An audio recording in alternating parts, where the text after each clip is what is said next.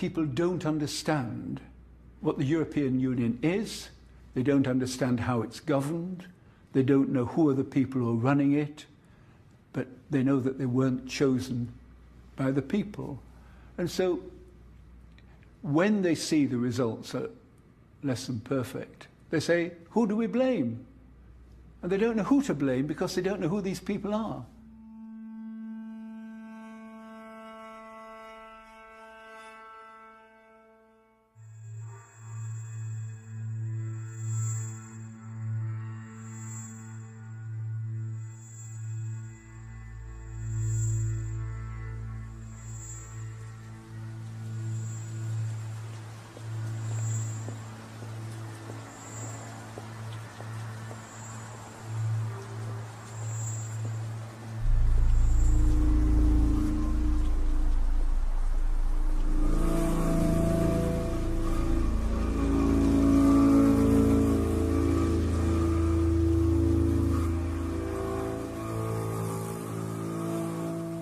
When I started out as a young environmental activist, I had no idea that I should end up as a watchdog in the Brussels machinery.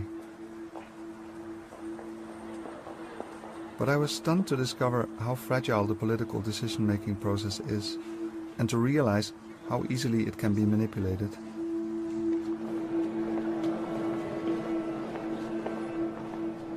There's a dark force behind this machinery, an entire industry operating in the shadow, often in secrecy and very confidential.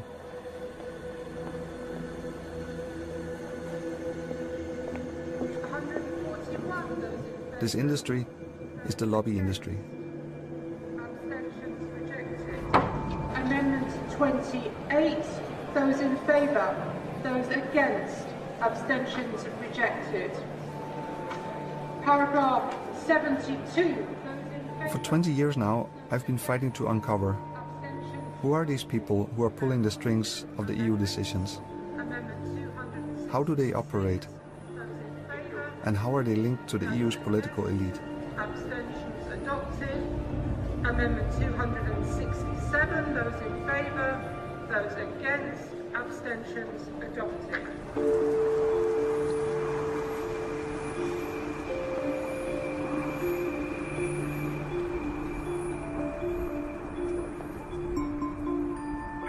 Hello? Oh yes, good evening. I'd like to speak to Raffaele, please. Oh, he's not there, no. Well, listen, I'd like to leave a message for tomorrow. I just wanted to confirm the meeting that we have fixed. My name is Mr. Kerneis, Pascal Kerneis, Kerneis. Yes, from the European Services Forum, ESF. Yes, and we have a meeting tomorrow, but I didn't get time today to confirm, so I wanted to do it now. Is it okay? Yes. Yeah? Thank you very much. Yes. Bye-bye.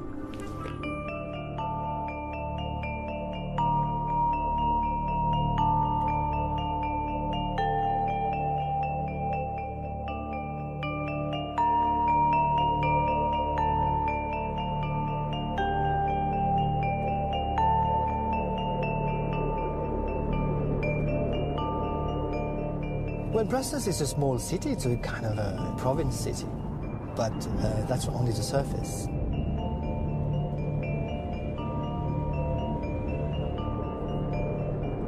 And then when you know a bit further about it, Brussels is really the place. This is where the business is taking place. This is where legislation is done.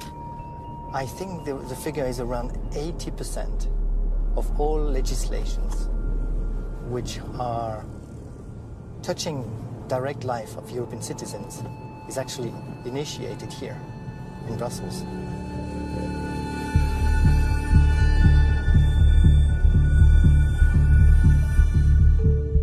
If you look at Place Schuman, the epicenter of political power in Europe, you see the European Commission on the one side, next to the Council of the EU.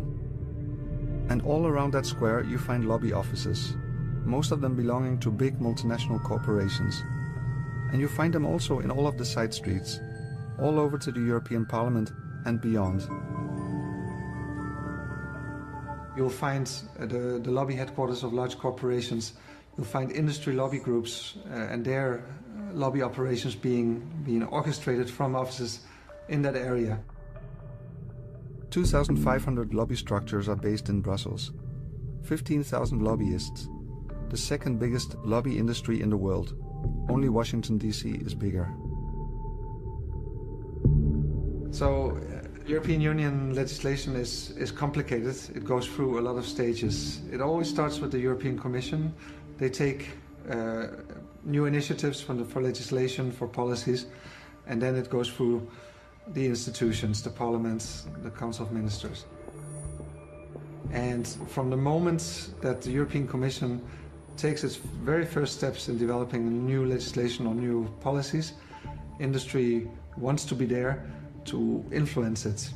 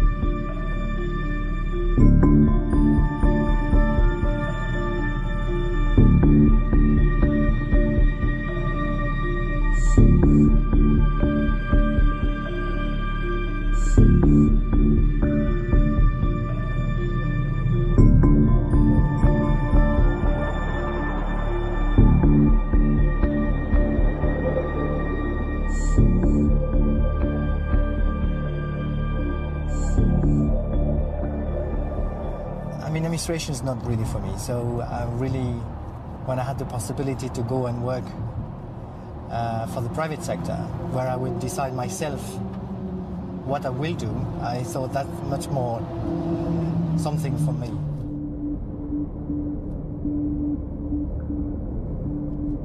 And then I discovered business around the European institutions.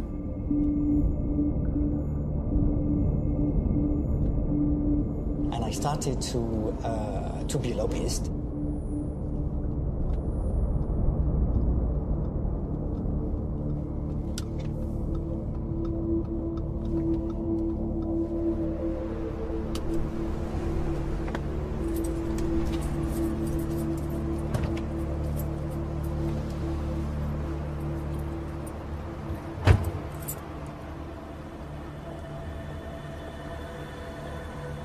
You know, everybody believes about the lawmakers are the institutions. And the institutions in the European Union is about the Commission, the Council of Ministers, and the European Parliament. But there is also another world behind that, which is how to influence the institutions to make a text, to give a good idea, to propose amendments, to try to fine-tune the text depending on the interest that people are willing to push for. Abstentions, that is adopted. And now the vote on the draft legislative resolution, to which there are two amendments. Amendment 266, those in favour, those against, abstentions adopted. Amendment 267, those in favour, those against, abstentions adopted. Amendment 28, those in favour, those against. In the mid-90s, we had come across so many examples of EU policies that were basically captured by industry and industry lobbying. We felt there's really a fundamental problem here. The influence of industry is excessive. And we decided to set up a group to document examples and to start developing a strategy to roll back this excessive influence. That's how it started.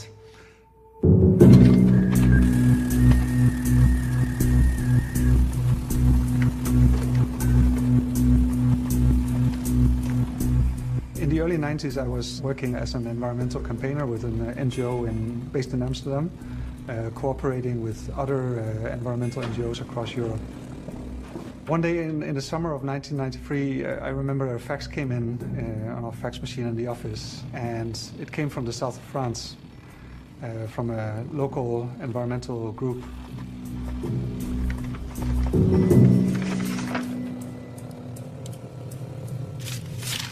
This group was fighting against a motorway that was planned to go through a valley in the area they lived, in the Valley of Asp, ecologically very important area, very beautiful area. The group asked if we knew more about the role of the European Union and specifically the European Commission in this motorway project.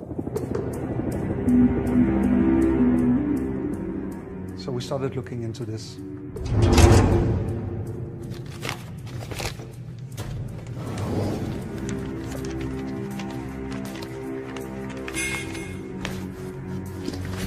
We discovered that this motorway project was part of something called the Trans-European Networks. The Trans-European Networks was the biggest infrastructure project in history with an estimated budget of 400 billion euro. Friends from Sweden came up with another detail. There was an influential lobby group behind this, and they asked us, "Do you know about the ERT, the European Roundtable of Industrialists?" I did not. I started digging for more information about the ERT. I went to our archive and I didn't find anything. I started diving into the alien world of the business press. Newspapers like the Financial Times, The Economist, German business newspapers, and we found a reference to a new report that had been published shortly before, called Reshaping Europe. That sounded rather interesting, and we ordered this report at the European Roundtable headquarters.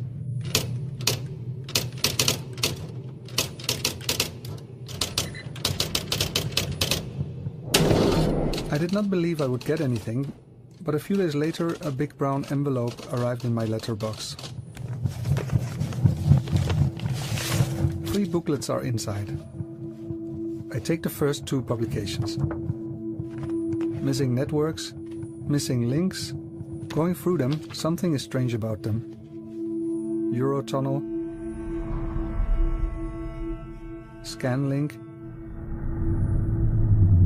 Pyrenees Corridor. Somehow they look so familiar. I go to the archive. The TEN project by the Commission. I go through the papers. I compare them back and forth.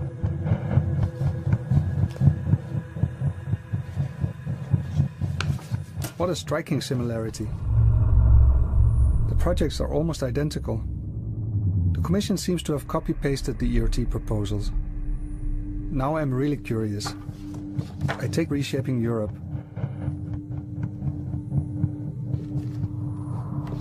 The authors, 3 CEOs. Jérôme Monod, Per Güllenhammer, and Wisse Dekker. Living in the Netherlands, I knew Wisse Dekker. He was the head of Philips, one of the largest companies in the country. Per Güllenhammer was the head of Volvo, a car-producing company. And Jérôme Monod was the head of Lyonnaise Dassault, a very large French auto multinational. So the authors of this report were 3 CEOs from some of the biggest companies in Europe. It was a political manifesto written by these industry leaders. A meeting in Dublin is mentioned. 45 CEOs, all from multinational companies, representing billions of euros of turnover.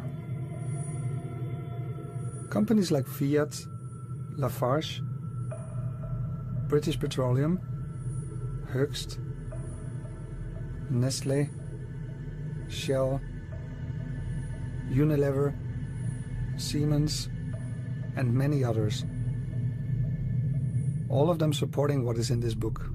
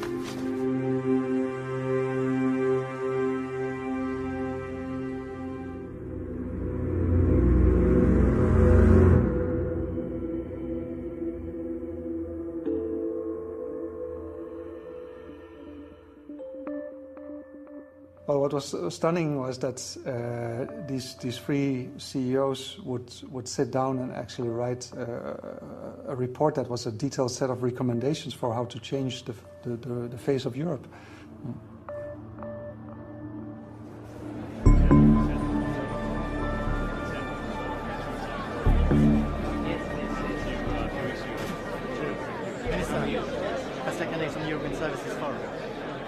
I finished my job in the Commission in April 1990,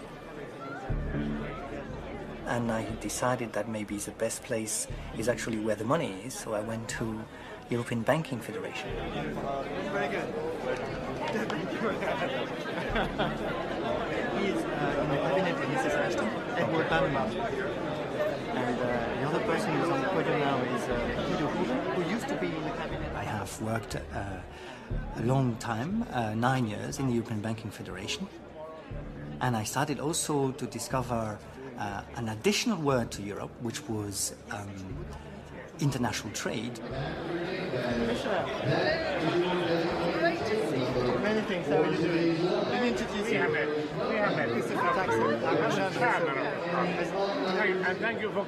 It was just before the 1992 single market. Jacques Delors at that time was the president, and he had really given an impetus. Yeah, but you see, you know, our industry is here. We want to continue to push it. We know we have An emphasis that Europe was something and we had a role to play. It's significant here in the US.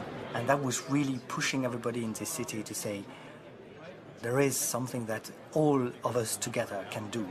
I think they're very engaged right now, but I think it's It was a feeling that if we go together, we can influence and change the world. transparency. We're having a lot of bilateral conversations. Listen, thanks so much. I can say that I represent around 80% of all services exporters and investors. And I can say that I represent around 60 million workers. As a turnover, it's, let's say, 50% of the GDP of the European Union.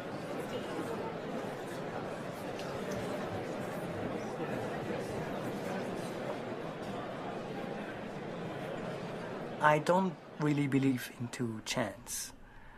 It's part of it, but most of the time you will provoke a chance. And then it's going to be up to you to seize the opportunity when the chance is there.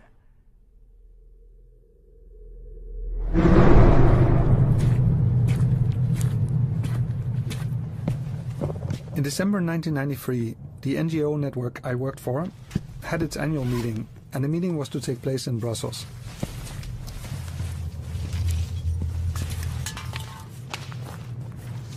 We decided that this was the perfect opportunity to do something a little provoking.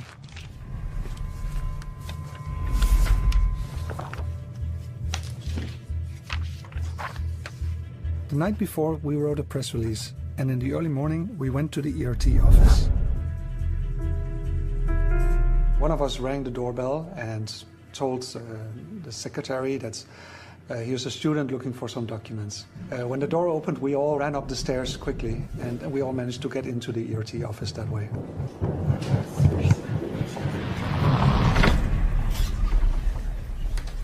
I remember it very well. I was at some meeting in the morning, so I think it was mid-morning. I came into the office and found banners hanging around the office and lots of strange faces around. So I said, what's happening? Will somebody please tell me what's going on? And they said, oh, we've come to occupy your building. And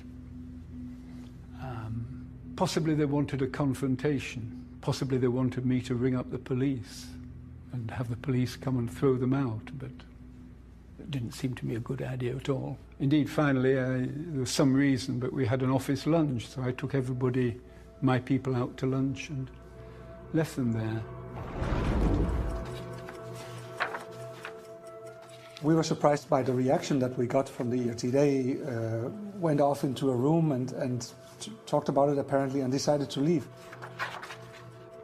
And what we did was, using the ERT's press lists, we faxed the press release to the international media. We expected that the occupation of this very shadowy but very powerful business lobby group would really interest the media. But things went a little bit differently. I think we talked to one newspaper and there was a radio program that was interested, but for the rest it was silent. We didn't know when the ERT staff would come back.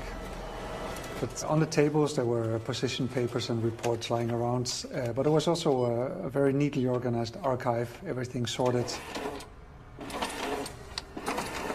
So we decided to be fast and copy as much as possible.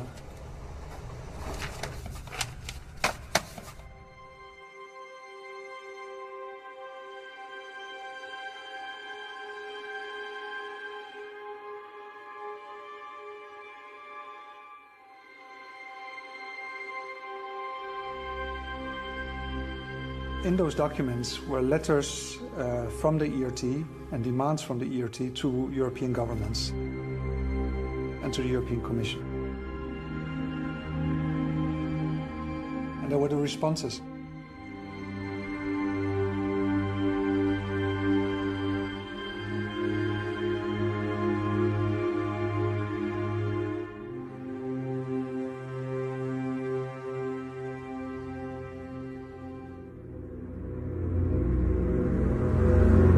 It really showed the degree of access that they had and the incredible influence that was clear from those documents.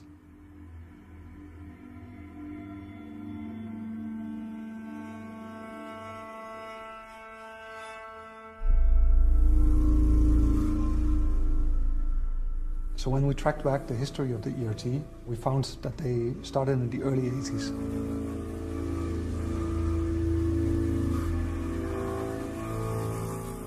The ERT represents the first time that multinational firms organized purposefully and politically at the European level to try to influence European policy. In the early 1980s, Europe was behind. You had a rising Japan and, of course, a strong United States, and Europe was really concerned about falling behind.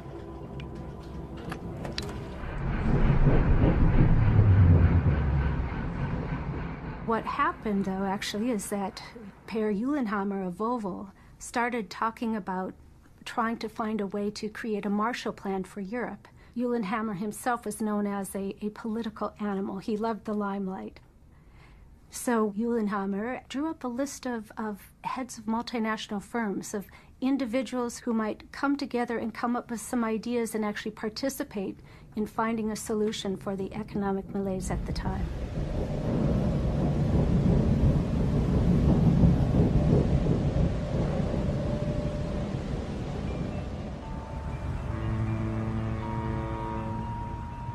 From the Commission, the member of the Commission who was really keen was a Belgian called Stevie Davignon. He had diplomatic and business background, and he could see the need. He said, if I want to talk to European industry, who do I talk to? What I found out when I was a Commissioner for Industry, that there was an insufficient contact in between the Commission and the economic operators. The relation which existed was a relation with the federations of industry at, I would say, an official level, but not at the level of the people who were responsible for individual businesses. And I felt that we were missing this. And so we decided to set up a group of industrialists, which later became the ERT, so as to have the capacity to listen to the CEOs. There were the Agnellis who ran Fiat in Italy. There was Wissedecker who ran Philips in the Netherlands. There was Per Gyllenhammar who ran Volvo in Sweden. People from Siemens and the big German chemical companies, and the French and the Spaniards, and then the British. Small number of people who ran the biggest companies in Europe and we're ready to talk about big policy issues with those people who were in charge of the European government machine. And then when they meet a visionary president of the Commission like Jacques Delors, they find Jacques Delors is thinking in entirely the same terms. So why don't they get together and pool their ideas? That's the breakthrough we made.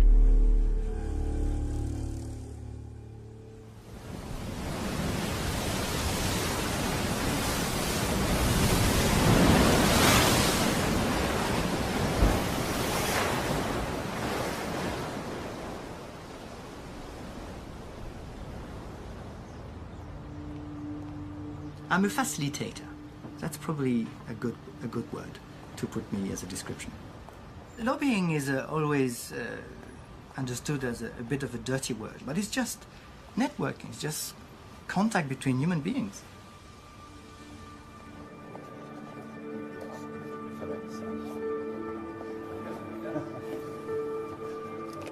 Bonjour. What time did you wake up? The world is very small, actually. The people we have to reach out, actually, at the end of the day, it's becoming smaller and smaller. If you know the right person, actually, you know, it's going to be about 100 persons are key persons. The rest are moving around. You know that actually it's next week. I have an appointment with someone from the Thai delegation, Taiwan delegation, and you know, talking in Brussels, talking about the cross trade. Companies are global nowadays, and therefore the American companies, the Chinese companies, the Indian companies, the Taiwanese companies are actually my allies. We are working together for the same purpose, which is to open up the market. Hi. Good morning. How are you? Good morning, Pascal. Yes, how are you doing? I'm well, thank you. I have contacts, friends in other countries, and we have actually established a global services coalition. So we're working together to push and put the pressure for the same purpose. Whether Indonesia would be willing to... Shall we go? Okay. No, I think we can go. Hey, how are you doing? The word lobbying is about actually working in the lobby of a hotel and meeting the people which are going to go in a decision-making meeting. Okay, we're going. Hey, Ivano. How you doing? Comment ça va? Qu'est-ce que tu nous fais là? Enchanté. Enchanté, comment allez-vous? Pascal Carnet, the European Services Forum. Merci beaucoup de... Virtually out of them, these are my nearly last ones. Thank you very much. Tu les as finis? Mais écoute, tu peux pas venir à des réunions sans avoir des business cards quand même. I had a stack like this. Oui, j'ai fini. Ah bah, écoute, moi quand je viens en voyage comme ça, je prends une boîte entière. Hein. Oui. Okay, shall we go? Yeah. Shall we go? You have to be first well-informed, consistent, and modest. The world is changing, people are changing every day, so I'm always very careful in what I'm saying, very careful that what is right today might not be right tomorrow. You're here.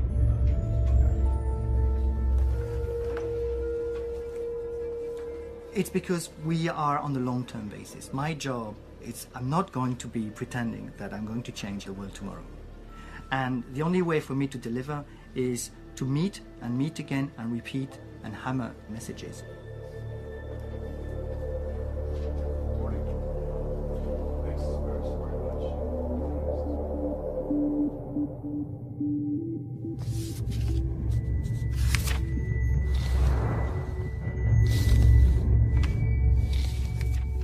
1993 was the year when the European Union was born. To us it had been sold as a political project. But these letters that we had found in December pointed in a totally different direction.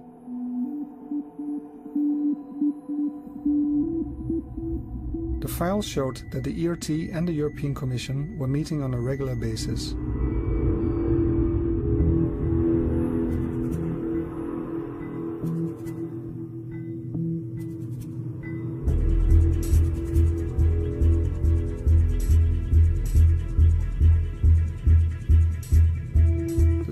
was amazingly jovial and informal.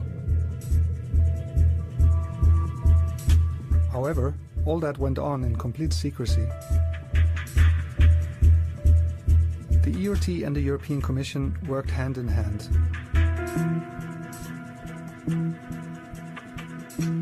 In 1984, Missing Links is published, and immediately after, the European Commission sets up a working group with the ERT on exactly this topic. In January 1985, Wisse Dekker, CEO of Philips, presents his Europe 1990 and his action plan for the single market. 10 days later, Jacques Delors, the new president of the European Commission, gives a speech about the single market in the European Parliament, which sounds like the echo of Dekker's speech. In June 1985, Lord Cockfield, vice president of the Commission, publishes the famous Single Market White Paper, a copy-paste of the Dekker plan.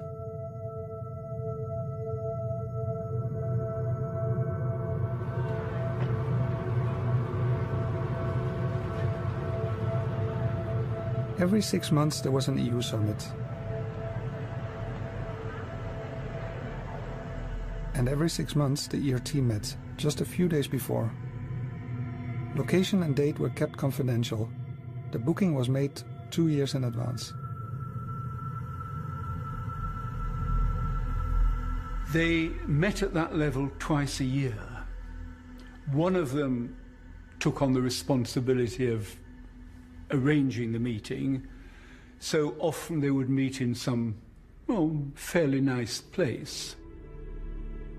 We met once in the Opera House in Milan, we met in a big museum in Germany, we met in a royal palace in London, and they would arrange for the Prime Minister or Foreign Minister or whoever to come and talk. And sometimes this is very impressive. When everybody was struggling to join the single currency, I can to this day remember the finance minister of Spain. They were coming into a general election. He said, "Don't bother. Whoever wins this general election, Spain will do whatever is necessary." It's a terribly strong message. He felt able to speak for the other party as well, because he knew that Spain was determined. That kind of thing is very impressive. We talked to a French Prime Minister who had a lot of doubts about world free trade. One of our people may have been a Norwegian, somebody who wouldn't normally get much of a chance to talk to a French Prime Minister. He said, "You've got to do this, Prime Minister. You've got to be part of this free trade movement." And then one of the German chemical people spoke up and said the same thing. "We need free trade. European business needs free trade. France must not block it." And I think the French Prime Minister took that seriously, because no French businessman would talk to him in those terms. Well, I think it's important to see that the European Round Table was a club of top businessmen, and it operated as a club. There were no delegates. They turned up in person, talking to other members at their own level. So it functioned like a club, like any other club, like a church club or a darts club. But when they met, if you put an Italian car manufacturer and a German chemical manufacturer together, they discover that they have common problems. They're all worried about barriers to trade. They're all worried about the skill of the young people who are trying to get jobs. They're all worried about the world financial system.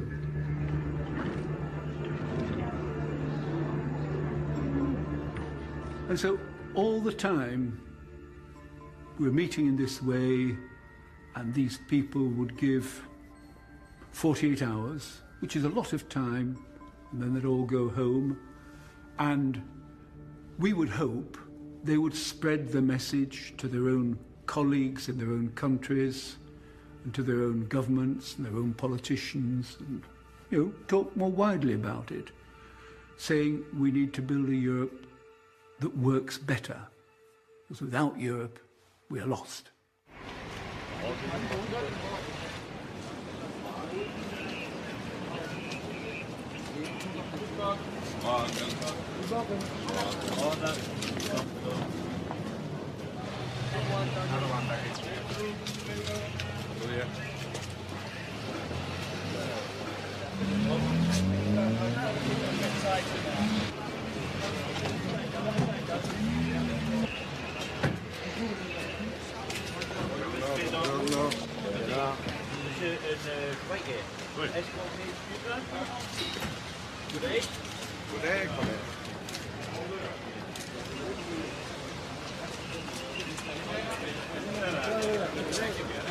Παρακαλώ.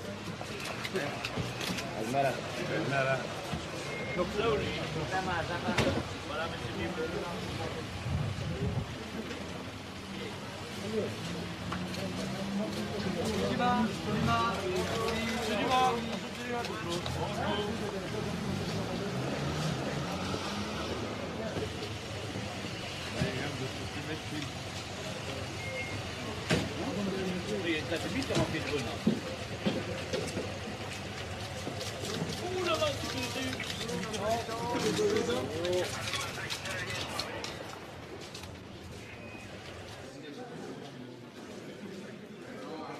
Left behind was a clear message to the following EU summit of the heads of governments a few days later. Adopt the single market, the monetary union, infrastructure projects, a flexible labor market, deregulation, downsize public services, austerity measures, and so on, a whole neoliberal agenda for them. It was the message of the ERT. You can find that also elsewhere in kind of business circles. But what we found very scary was the very close cooperation and personal links also between the European Roundtable and the European Commission in particular. So basically our picture got confirmed by an American scholar stepping into the topic, Maria Green-Cowles. I was interested in doing something about Europe and something about the European Union. Here in the United States, we really didn't know much about the single market program until business people here in the United States brought it to Congress. And all of a sudden there was this big discussion about a fortress Europe and that the European community at the time was creating this entity that would prevent American firms from being able to do business there. And it caused me to think, what was the role of business behind the single market program?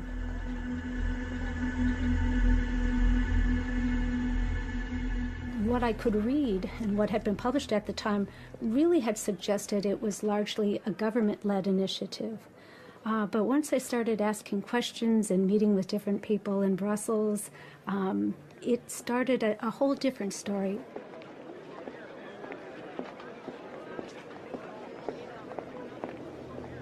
I started talking with some of the CEOs and then in particular the corporate affairs managers of these firms to ask them what happened. And everybody had a little piece of the story.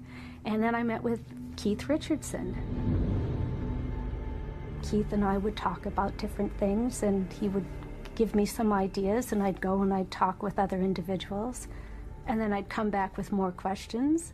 And sometimes Keith had the answer and sometimes he didn't.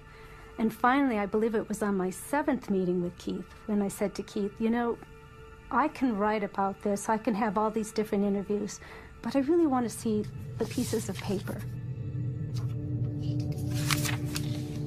And Keith said to me, well, I have a bunch of cardboard boxes in the basement of the ERT. We haven't opened them. They're from the earlier days. We just put this material in the boxes. And of course, in the back of my mind, I was very excited, thinking this is it.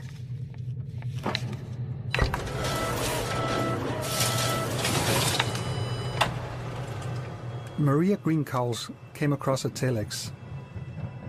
It was from Wisse Dekker, CEO of Philips. In December 1985, he wrote to the heads of state. Just before the signing of the Single European Act, which started the process of the single market. The crux of the telex was as follows. We don't know what you're going to do, but we want you to act. You can act one way or another. If you choose not to have a single market program, then you have given us no choice but perhaps take our business elsewhere.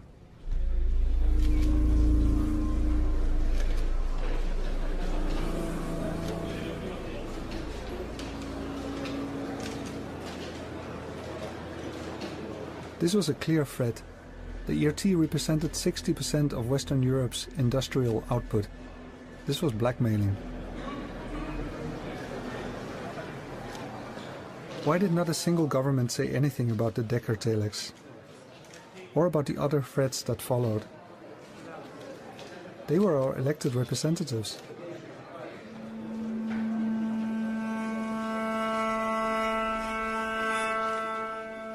We felt that this was a betrayal, and we wanted to do something about it. It was important for a bigger public to know about this, and we decided to publish a book. And besides collecting data, we started to make interviews. Undercover interviews. Eric was the perfect person for doing these interviews. In that time, press accreditation was easy to obtain. A magazine or a journal, and you're a journalist. I mean, it was not completely untrue. It was also not completely true.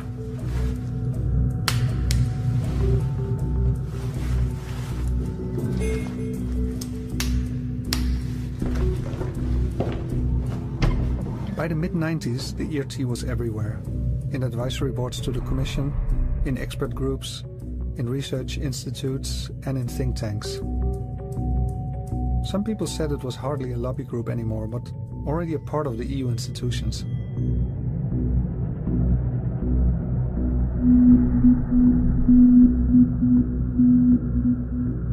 However, the ERT was only one out of over 2,000 lobby structures in Brussels.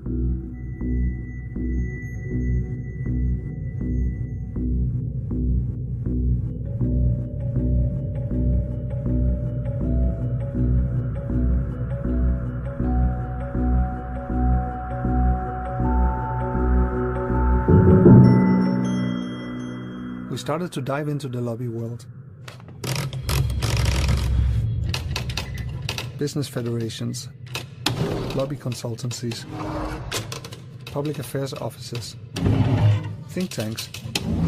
Finally, in spring 1997, we assembled the results of our investigations and interviews into a report. Europe, Inc.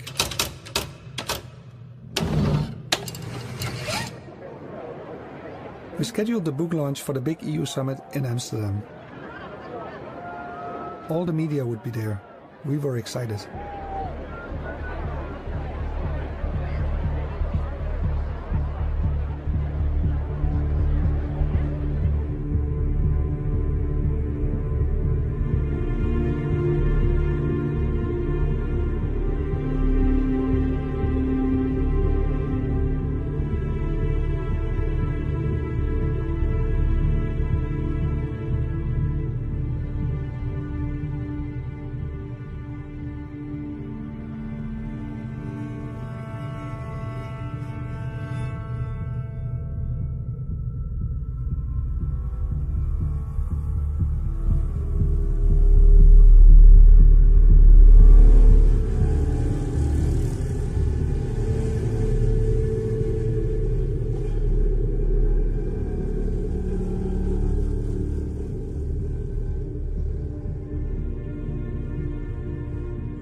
We had prepared the book launch, and half an hour before, our first friends started arriving.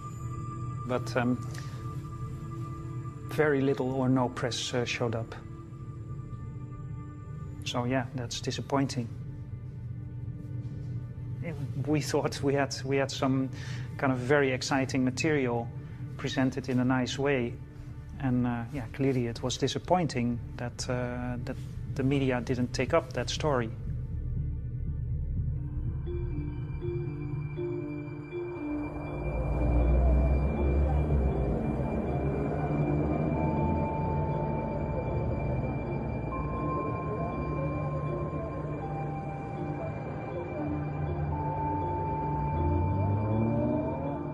very large part of companies investing abroad are actually discriminated towards the local competitors. Sometimes they don't give you the license, or they wait very much, or they put a lot of taxes. They find ways and means to slow down your business. You are obviously not in a level playing field, and that is to your disadvantage. So my job is actually about removing these difficulties and sometimes total barriers.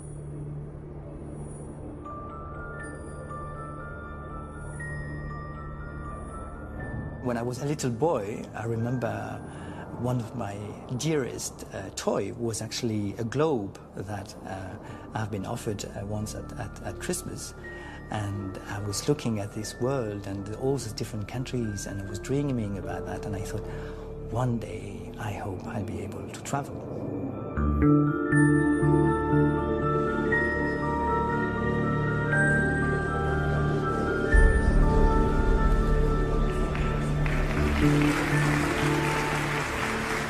We have just concluded the most ambitious market opening and rule-making exercise, the strengthening of the rules-based system of multilateral trade. And perhaps most important, the establishment of a stronger and more broadly based World Trade Organization.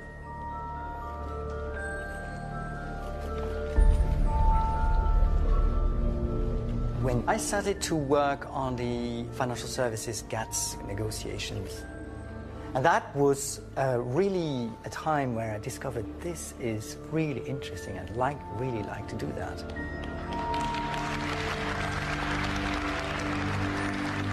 What is interesting in international trade is an international treaty signed by the European Union, even if it is not a European Union legislation, is above the European legislation. And all countries of the European Union have to respect an international treaty that the Union has signed. We have come to the end of the most far-reaching trade negotiation ever. You, the negotiators of the 117 governments involved, have achieved an extraordinary success. With your approval, therefore, I gavel the Uruguay round as concluded. The internal market of the European Union was becoming a very important market, rich market, with a high GDP per capita, and that when the European Union was going outside and negotiate as a bloc, they had a real power because they was the biggest exporter, the biggest importer, the biggest foreign investor. But certainly in Britain, the Trade Commissioner of the European Union was complaining that every time he was going to negotiate with the United States, in front of him he will see his counterpart. Now, I hear you have your office and a garden out here. All sorts of things. And on his back, he will have CEOs of big banks or big insurance companies telling, please do that for me, please do that for us. But when Thierry Britain was turning his back to see where the support was, he was actually having only some ministers saying, don't do this, don't do that, and please do that only, but not more. And he was really not very happy. We discovered that there is a whole world of lobbyists in Washington to tell their government what they want in the trade negotiation. And we thought, this is the way we have to go. We have to do something like that. The European institution is asking for it. The European institution cannot only rely on the information given by the member state and the expert in the finance ministries, but they need to get the information directly from the banks and the insurance companies. The World Trade Organization was planned at a time when there was a wave of privatization around the world. And when there was this dominant thinking that what is good for large companies is good for everyone. Just give them free rein. In October 1997, I was on the train to Paris, on the way to a meeting that would bring together activists from across Europe and around the world to discuss a trade agreement that was negotiated behind closed doors at the OECD. On debate was the Multilateral Agreement on Investments, the MAI, and it was about international investments. Sounds pretty harmless to outsiders probably, but in reality it boiled down to a massive attack and undermining potentially of democracy. The multilateral agreement on investment was cooked up by some of the world's largest corporations and their associations. And the goal of it was to constrain governments from regulating these big corporations and from regulating capital and investments. It literally constrained governments. It put handcuffs on government regulation and then empowered the corporations with a whole new set of rights to be free from regulation, but also to sue our governments.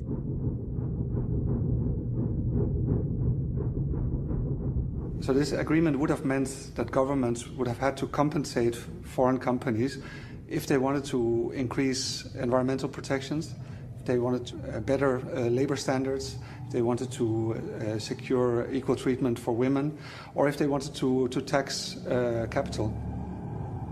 The MEI would even have led to companies being compensated for expected profits that they might lose from some new law or regulation. And this goes completely against the logic even of the free market. The negotiations were top secret and behind closed doors, until the official proposal by the EU was leaked.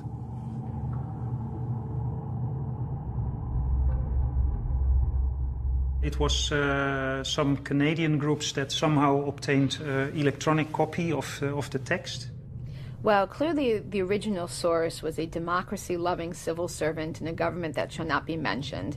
How it eventually got around is we scanned the text into a website and wrote a commentary on what it meant so that a layperson could actually understand it.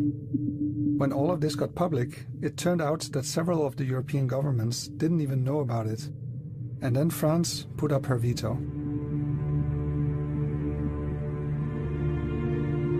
So business had been so successful in influencing the MAI rules that this time it was counterproductive. So despite the defeat in the OECD with the MAI talks, Commissioner Liam Britton didn't want to give up this project. So he brought it in again under the name MIA and wanted to launch a similar investment treaty in the WTO talks.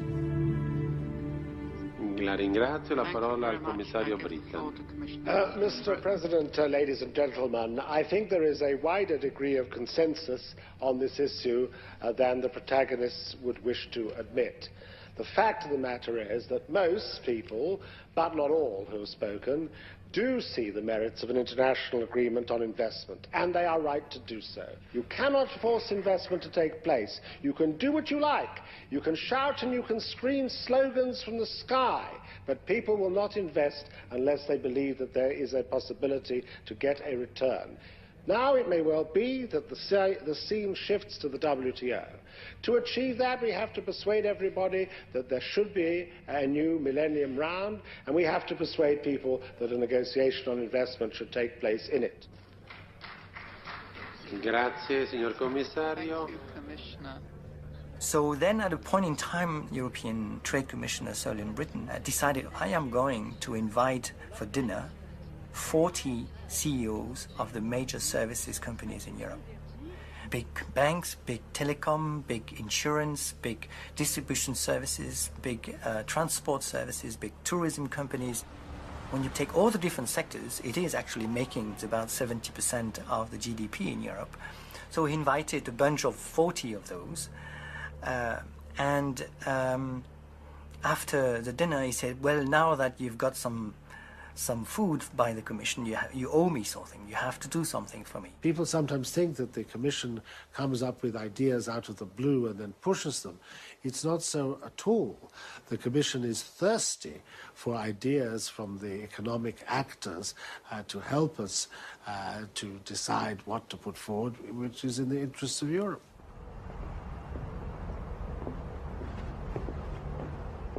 It really was, I think, at a time when the ERT became more and more present in the city. It became clear that there was a new way of lobbying. But the ERT, from the world I'm coming from, which is the services sectors, didn't represent anybody. So it was clear also that if the services sectors wanted to be heard, they had also to bring some CEOs to put their voice loud. Whereas we had strong European bodies pushing for the steel industry, agriculture and so on and so forth, these services were not united and didn't provide a clear voice and advice for the Commission. And I thought it was very important. It was a growing sector, the most important sector, and we needed this advice, and I wanted them to provide it.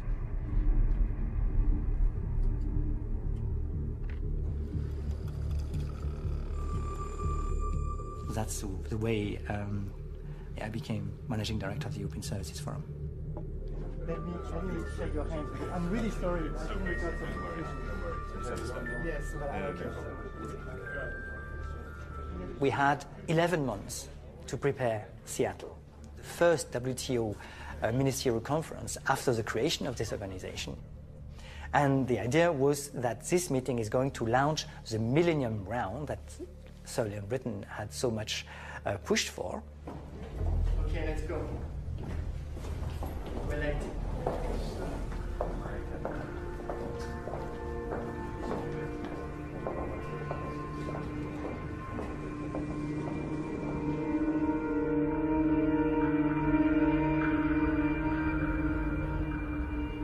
The Commission has for a very, very long time taken as its starting point in trade negotiations the interests of large European companies. So, for example, when we would ask for access to Commission documents like correspondence and minutes from meetings to reconstruct what was going on with the whole trade debate, the Commission would treat these requests as if they were a hostile act. They would cross out all the essential elements, the things that they would not want us to know about, treating us as if we were an enemy.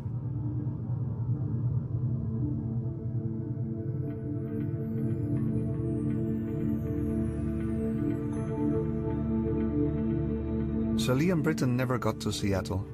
The entire Commission had to resign because of the massive fraud several commissioners were involved in.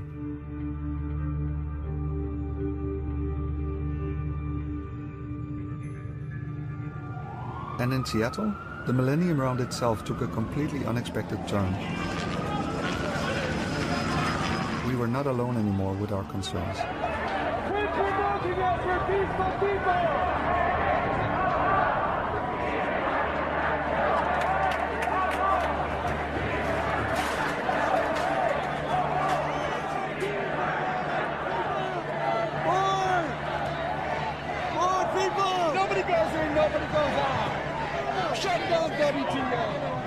I was based in the Hilton Hotel, and the conference was in the Sheraton, 500 meters away. And I have not been allowed to go out of the hotel because there was one protester blocking the door by lying on the ground. And it was a police officer beside him. And I asked him, can I go outside, please? I would like to go and do my job. I was going to assist to the launch of the Seattle round, so that we will enter into a new phase of negotiation for liberalization of the services. I remember that Commissioner Lamy, he has been able to enter his car, but the car couldn't move because of those people there, just there. And no policeman said, please go away 5 meters so that the high VIP here can do his job. I have many NGOs saying that ESF is a secret organization having secret meetings with the European Commission, although everything is on their website. I mean, I am doing my job by contacting the Commission officials responsible for my file. If anybody else would like to do the same, their phone number is on the website. I'm just doing my job and I don't have anything specific, but if the Commission has some relationship with ESF, it is because the Commission is willing to get some information from the services sectors before negotiating on their behalf, because this is what we're talking about. Trade is done by companies, not by NGOs.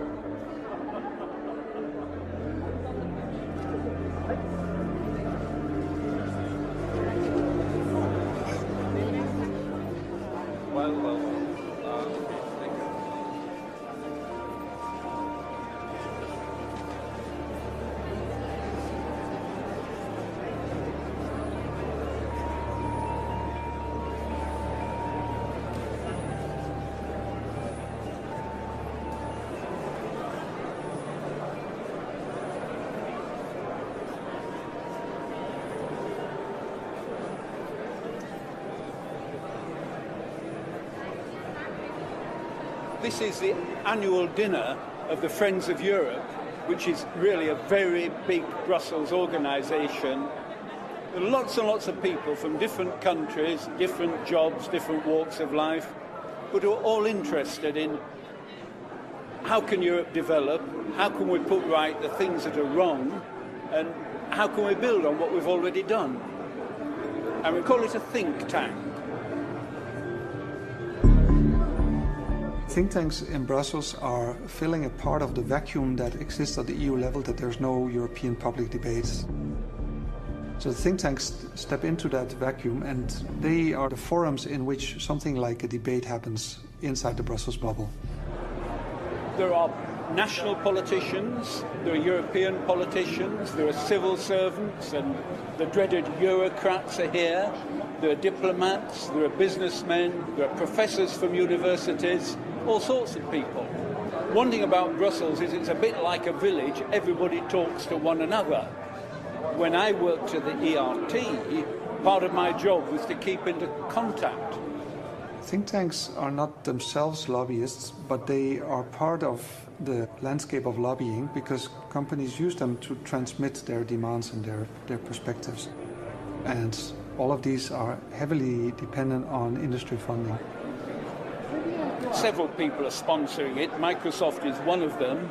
American business is present in Europe. Microsoft is one of them. Why not?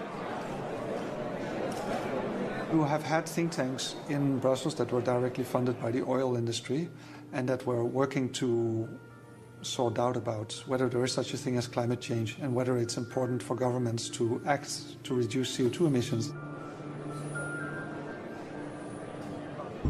You can set up research institutes to provide you with research that kind of strengthens your position. You can launch massive PR campaigns and flood the media with your information. What also happens is setting up fake NGOs, as happened in the big battle about the software patents law. Suddenly there were these advertisements from an NGO that said it was representing small and medium-sized companies, but the financial backers of this NGO were Microsoft and SAP. In the end, it's all about money. In democracy, it's one person, one vote, but in the Brussels business, it's €1, one vote. The problem is we don't know about the money behind politics. We don't know how much is being spent on lobbying, by whom, and on which issues. We need to get this under democratic control. It has to be made visible what the role is of lobbying in EU decision-making. What is the role of a large company like Monsanto or Shell? Or what's the role of a foreign government like the Chinese or the Russian in making decisions in Brussels?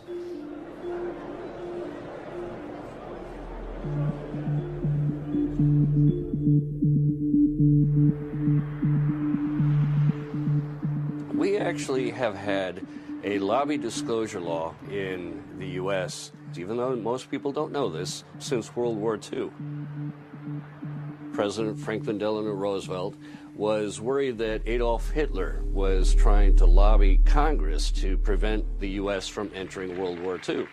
Today's threat to our national security is not a matter of military weapons alone. We know of new methods of attack. The Trojan horse, the fifth column. And as a result, he passed this lobby disclosure law that said, quite simply, if your primary purpose is to influence legislation on Capitol Hill, then you have to register and disclose who's paying you to do that. Sounds simple enough. But even though that was mandatory, it essentially made it a voluntary system. Because that type of definition is so subjective. What is one's primary purpose? And as a result, you had 9 out of 10 lobbyists not registering and not disclosing. When I started working as a Capitol Hill lobbyist in 2002, that was a time when the style of lobbying involved things like gift giving, campaign contributions, fundraising, hiring revolving door persons out of Congress with lucrative jobs. And I noticed I just wasn't able to get through to most people. I couldn't even get through to meet with many lawmakers unless I had something to give. So I started preparing legislation to reform the lobbying process. But as you can imagine, no one really was interested in my legislative proposal. What changed everything was this super lobbyist named Jack Abramoff suddenly was caught in the middle of a big major sting operation, and he agreed to point the finger at those lawmakers whom he bribed. And as soon as that news broke, my phone started ringing off the hook over in my office. I didn't even have to go visit any legislators anymore. They were calling me saying, you know that reform legislation you were talking about, could we sign on to that? And at that point, the legislation moved through Congress. It moved very quickly, and this is known as the Honest Leadership and Open Government Act.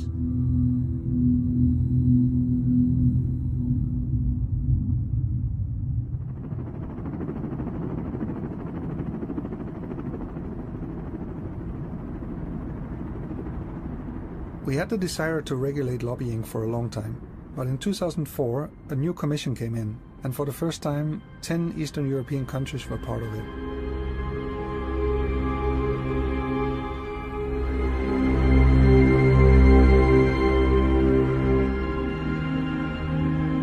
When the first Barroso Commission started in autumn 2004, we wrote an open letter to the Commission President, to José Manuel Barroso, signed by over 50 NGOs.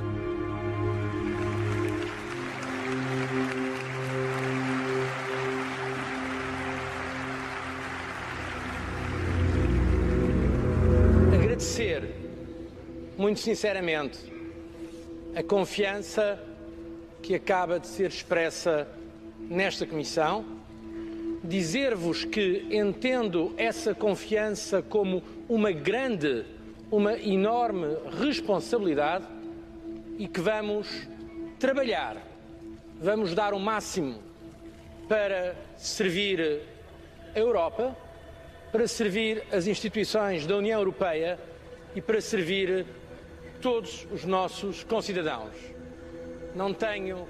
The response was a very short formal letter, like saying, we have received your letter, thank you, very interesting, but no substantial response.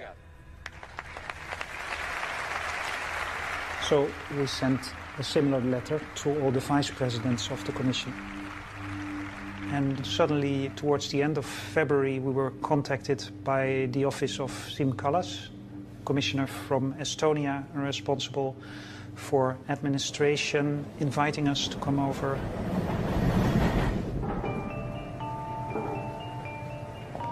So we went to Mr. Kallas' office, which was somewhere in the top of the building. We didn't know what we had to expect from this meeting. We had never been approached by a commissioner, so in that sense it was very exciting. We were welcomed by Mr. Kallas himself and one of his cabinet members. And in his hand, Mr. Kallas had a brochure, and that made us smile. It was the Lobby Planet Guide to Brussels, which was a tongue-in-cheek but very critical look at industry lobbying in the EU, written by Eric and me and our colleagues. When I started as an administration commissioner, I really saw that there was a so big suspicion surrounding the decision-making in European Union. And of course, I put a certain, let's say, established for myself a purpose to a little reduce these suspicions. Kallas told us that he was going to launch this European Transparency Initiative, and we immediately saw that it was a big political opportunity. As an outsider to the Brussels business, he also had a clear sense for how the ordinary citizen thought about Brussels. And Siim Kallas took it on with the lobby industry.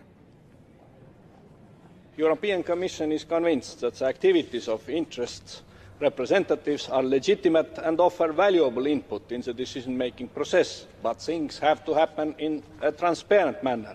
The Commission considers that it is important to know who the interest representatives are, what interests they represent, and against what financial background. I put a lot of, I would say, efforts to create this speech or to make this speech, and this, of course, outlined main principles of Transparency Initiative, which should be done, and it was, of course, met with excitement and a lot of controversial reactions. Ohne finanzielle Transparenz können wir nie herausfinden, wer wirklich hinter den Kampagnen steckt. When is a lawyer and when is a lawyer a lobbyist? Lidt mere kontrol med os selv skader ikke vores omdømme i vælgerbefolkningen.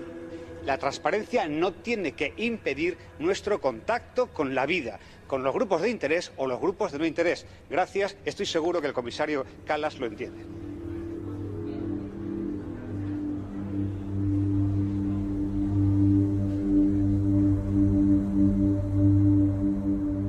When the European Union was considering the European Transparency Initiative, they were looking for some advice as to how some of these achievements happened in the U.S., and as a result, I was brought out about half a dozen times to testify before the European Commission and the European Parliament.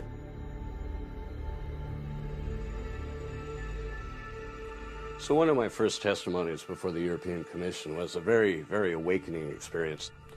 I had one commissioner interrupt me and say, well, we understand you've had a problem in the United States with lobbying activities and Jack Abramoff. But he went on to say, but you know, this is Brussels and this is Europe. We don't have that kind of activity going on here. We don't have Jack Abramoffs in Europe, which just kind of floored me, that anyone could be so naive as to actually believe that.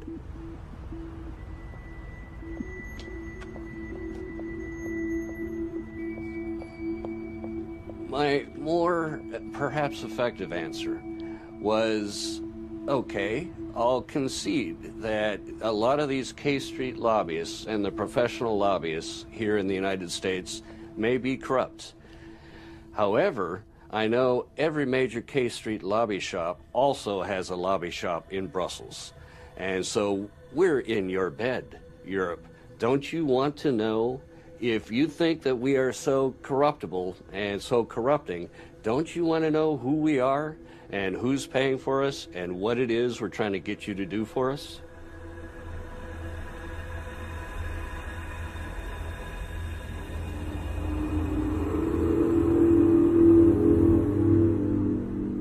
To tell the truth, I was very impressed with Sim Collis when I first started working with him in the European Commission.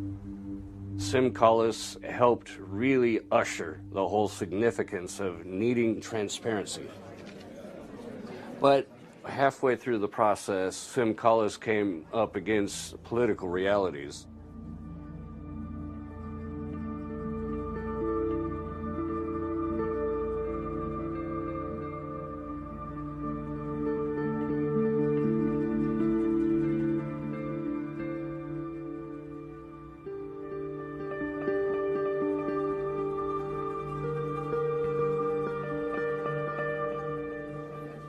After 3 years of struggle and political fight, an exhausted Commissioner Kallas entered the stage to finally launch a lobby register. Okay, good noon or afternoon. Quite a remarkable moment today. 3 years ago, I proposed to set up a register of lobbyists in order to enhance transparency and legitimacy around the EU decision-making process, and the register opens from today. So we proposed voluntary solution because I am convinced that this would suit for all expectations, and I think that today is a very important moment of cultural change concerning this aspect of decision-making in European institutions. Sim Kallas introduced a voluntary system, against all recommendations by NGOs and experts. This was the best he could get. We have tried for over 2 years now to find out who had blocked Kallas's original intention. Were it other commissioners? The Commission Secretariat? The lobbyists themselves? We don't know. But shortly after, at the annual award ceremony of the lobby industry, the winner of the Think Tank of the Year had a clear message for Mr. Kallas.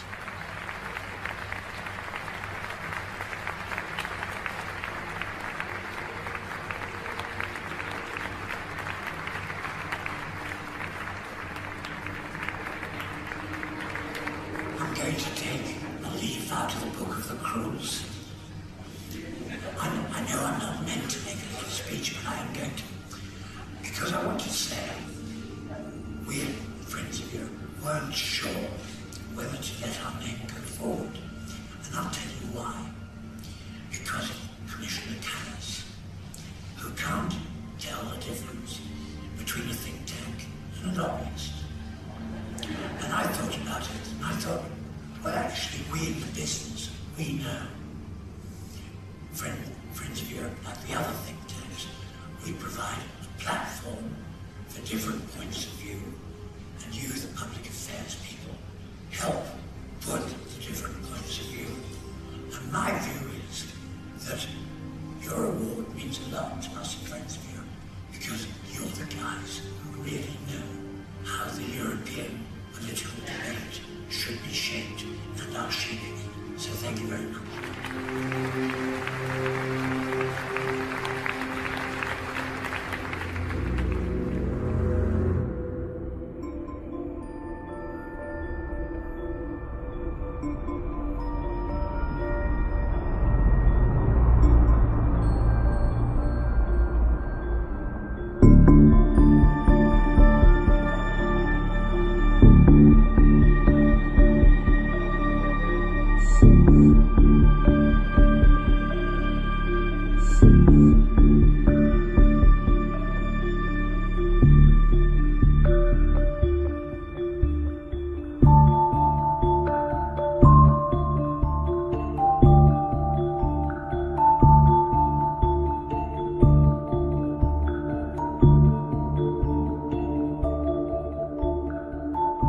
After the financial crisis started in October 2008, José Manuel Barroso appointed the independent high-level group on financial supervision. The group was to work out proposals for the regulation of the financial markets and to find a way out of the financial crisis. 8 so-called wise men were appointed to this group: Jacques de la Roche, Rainer Macera, Onno Ruding, Otmar Issing, Callum McCarthy, Leszek Balcerowicz, José Pérez Fernández, and Lars Nuber. We looked into the independence of this independent group, and we found some astonishing things. De la Roche is the co-chair of a financial lobby organization.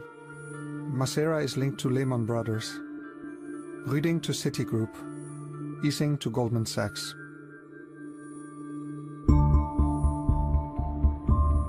McCarthy, Nuber and Balcerowicz are notorious deregulators. And Pérez Fernández works to provide financial market intelligence to big banks. 3 of the 8 were directly linked to American banks, all of which were directly involved in causing the crisis.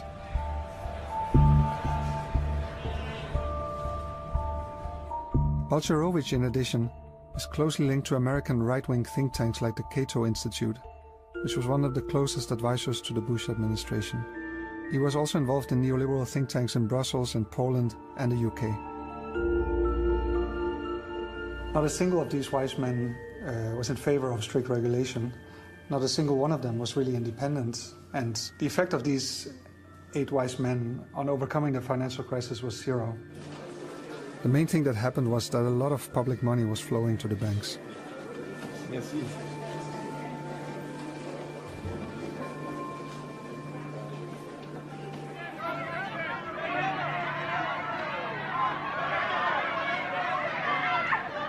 This whole affair has a horrible sense of déjà vu. The same financial institutions that were bailed out with taxpayers' money are now making a fortune from Greece's misfortune, while those same taxpayers are paying the price in deep cuts to their salaries and social services.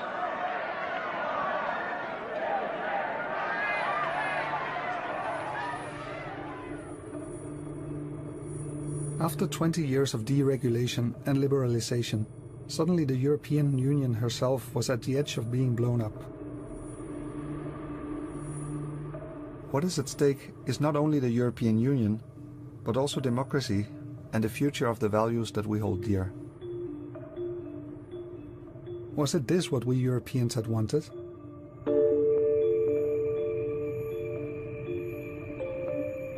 Was it really naive to have a European dream?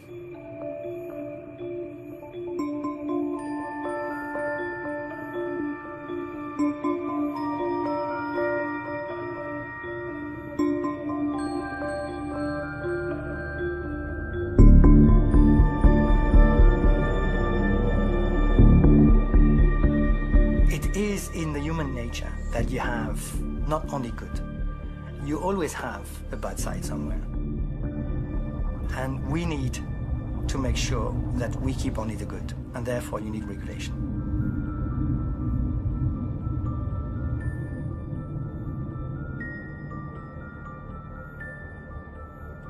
When you live in a society, you have rules, because otherwise people are going too fast on the motorway, because people are not respecting the others, because the stronger takes its place. This is the human nature. What we have done to go and make sure that we live together is by creating legislation, is by creating an authority that everyone respects.